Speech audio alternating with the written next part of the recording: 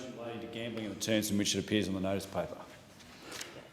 Mr. Speaker, among the many other harmful effects of this COVID-19 pandemic, one very damaging consequence is going to prove extremely difficult to reverse.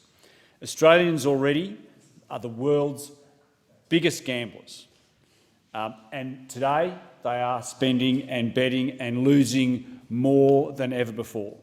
A survey of more than 2,000 adults who gamble conducted by the Australian Institute of Family Studies has found that 1 in 3 Australian gamblers has opened more betting accounts during COVID-19. The number of adults who gamble more than 4 times every week has increased by 40%. Young men aged 18 to 34, who are already some of our most at-risk gamblers, have increased their average spending from $687 to $1,075 during this pandemic, despite losing access to casinos, betting shops and racetracks for much of this year. Disturbingly, 79% of adults who gamble were classified in the study based on their responses as being at risk of or already experiencing gambling-related harm. Gambling in Australia results in enormous financial, personal and social costs to our community, and these are only rising. It ruins many thousands of lives and robs ordinary families of almost $25 billion each year. It's for this reason that I'll always advocate strongly against gambling's further promotion and proliferation in our country. Mr Deputy Speaker, we are running short on time today, so I want to spend the last couple of minutes talking about what this government has done and what we need to be doing more to protect Australians in this space. I want to acknowledge this government's efforts in restricting live sport betting. Now, I cannot tell you, Mr Deputy Speaker, how many families, how many mums and dads have approached me and spoken to me about the prolific nature of gambling in sports.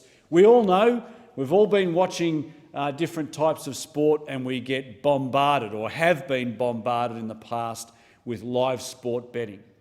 And what concerns me the most, particularly around young people, is that when I was growing up, Mr Deputy Speaker, even when you were growing up all those many years ago, we used to be able to tell you, who was playing full forward for Collingwood or St Kilda, or who was a basketballer or an NRL player. Now, it's not just about the players, it's about the odds. The way sport and gambling have come together in recent years, young people are unable to differentiate between gambling and sport, and that is so very tragic. We've seen recently how some of our headline sports stars have come out in the media and talking about how they've received death threats because they didn't perhaps play as well as they should have, and how people have lost money on their performance. Mr Deputy Speaker, whilst this government has acted in restricting live sport betting, and much to its credit, there's a lot of work yet to be done. And Mr Deputy Speaker, while I've got breath in my lungs, I can assure you that I will be continuing to press this government to act further. We've got to stop this craziness in this country where people are spending $25 billion.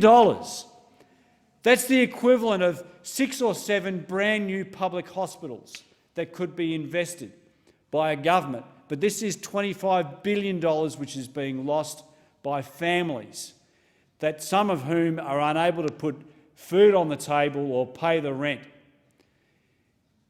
All the while, these gambling companies are raking in billions of dollars whilst Australians can't pay the bills. This is something we've got to do. This is something I'll continue to press this government to do.